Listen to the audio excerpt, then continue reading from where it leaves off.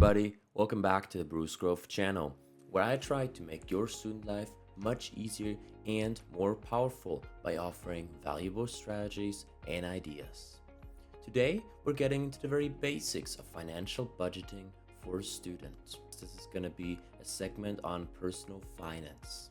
The purpose of this video is going to be to give you kind of the foundations to make personalized budgeting and really be more aware of how you spend your money and how you control it. However, instead of only offering you advice, you can also download a free Excel sheet in the description. It's really free. You just have to click my Dropbox shared link in the description, which should give you the ability to just download the template. So yeah, enjoy the following video.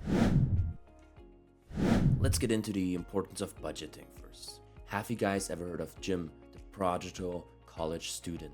A year ago in his first semester, he moved out of home, excited to enjoy his newfound freedom. He has a decent part-time job and gets a monthly allowance that covers both rent and groceries. Jim was having the time of his life, eating out with friends, buying new clothes, and going on weekend trips. However, mid-semester though, things started to change already. His savings dwindled faster than expected, and he found himself struggling to pay essentials like groceries. The final blow came when Jim had to borrow money from his parents to afford rent, of all things. He learned the hard way that without a budget, you can easily lose track of spending, even when you think you're being careful.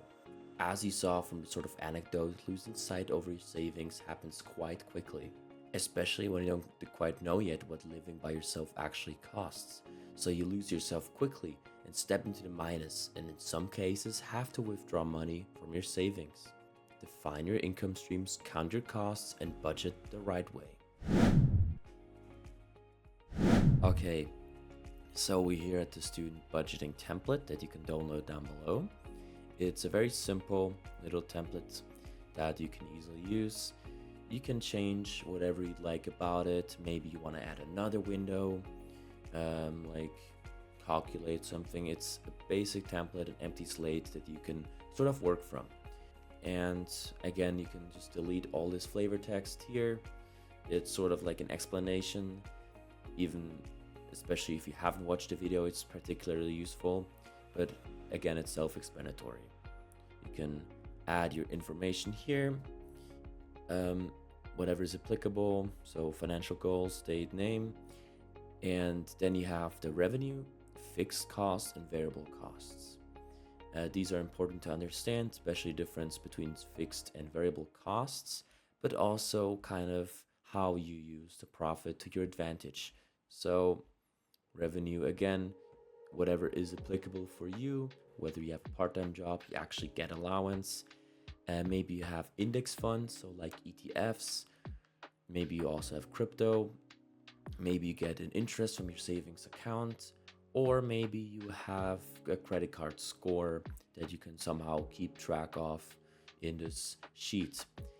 These kind of numbers, they are summarized together, so it's mostly in German, but you have the sum here.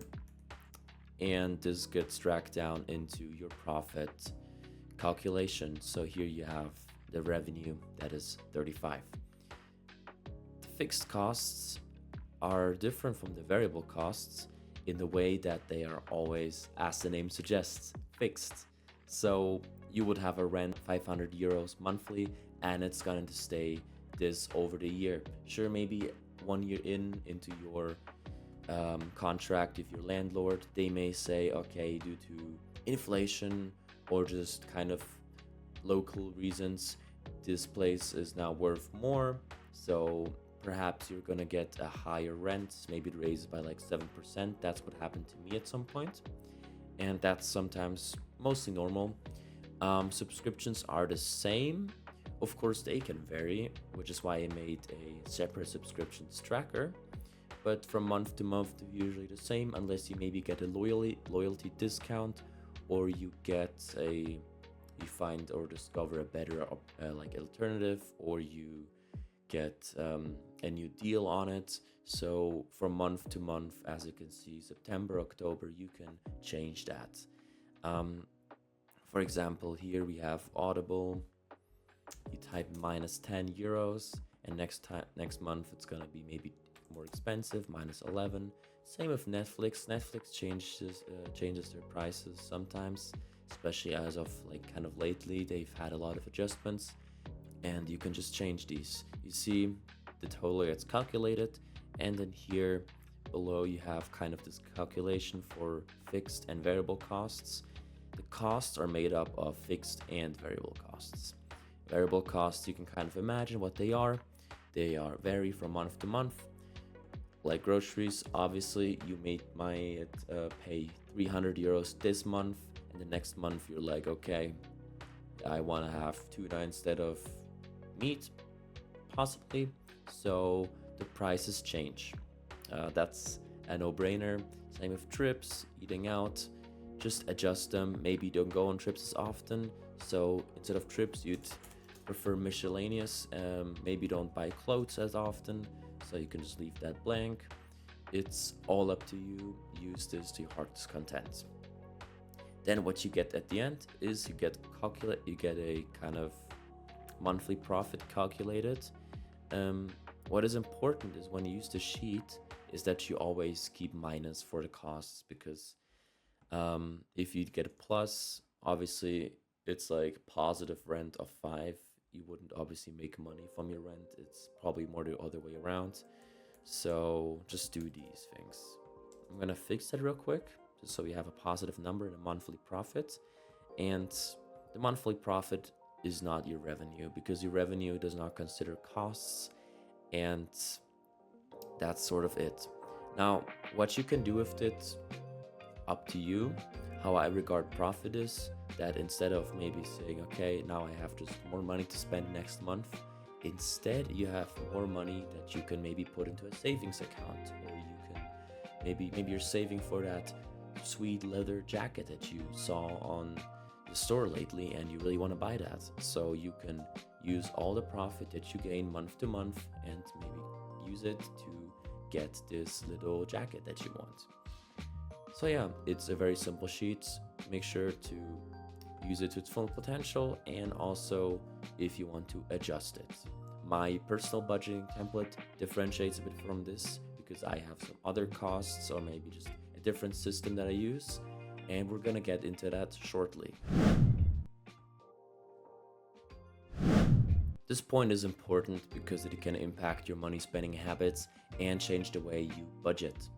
Now, these typically look almost identically, as they both have 16-digit numbers, expiration dates, magnetic strips, and EMV chips. If you're unsure what kind of card you have, you can check your bank account online or ask your institution for clarification. Both are easy and convenient for digital pay and aren't even required physically nowadays because of things like Apple Pay or Samsung Pay.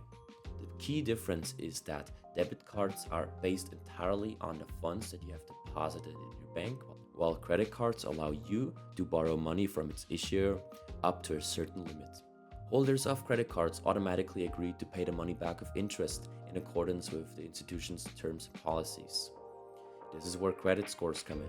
Your credit history is closely monitored and reflected in your credit report. Credit scores are positively impacted by on-time payments and low credit utilization ratios. Negative impacts consist of late payments or even delinquencies. Take these together and your credit score is calculated. With debit cards, you won't really run into these problems. The pros are that if you withdraw funds from your account immediately, you're ensured that you don't spend more than you actually have. That means that, say you only have 5 euros left in your bank account and you try to pay for groceries, your card is going to decline. You aren't charged interest and typically don't come with annual fees. Especially with people that struggle to keep track of their bank account, they come in handy as they automatically discourage excess spending. Now on a con side, they have limited fraud protection, which is probably the biggest disadvantage. Debit card fraud occurs when somebody gains access to your debit card information and rarely your PIN, which lets them make purchases and withdraw cash. When you notice these things, don't wait and call your institution's emergency number and freeze your card.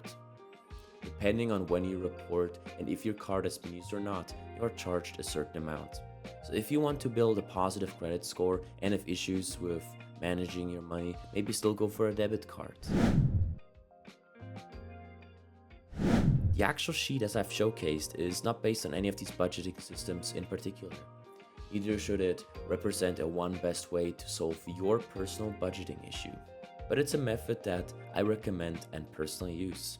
They're also based on some things that I've learned in university this past year, and it's really just my preferred way, so you can alter them based on the things that I'm about to tell you. To briefly cover them, I'm going to start with the 50-30-20 rule. This rule consists of budgeting based on the idea of splitting expenses into different categories. It recommends putting 50% of your money into needs, 30% into wants, and 20% into savings. 50% would be things such as rent and groceries. 30% would be that fresh leather jacket that you've been eyeing through a store's window or planning a trip. The 20% savings category includes money that you will need to realize your future goals and ambitions. Zero-based budgeting justifies every expense for a new period. The budgets are essentially built around what's needed for the upcoming period, regardless of whether the budgeting is higher or lower than the last one. Zero base is sort of the foundation that is prominently used by an organization to analyze its cost and needs for a defined period of time. At last is the envelope system, which allocates the pay towards multiple categories by putting cash into labeled envelopes, but of course you can apply digitally. There are of course many others that you can research or look up to, but these are some of the most popular ones that come up most frequently in budgeting. Now I hope you enjoyed this video. These kind of tips that I've gave you, you can use them to make your own sheet, but you can also download the one as I've mentioned in the description below. It's a shared workspace on Dropbox, so there should be no complications when you download it. Subscribe to the channel and like the video, both for the algorithm, and I wish you a very nice day. Have a good one. Goodbye.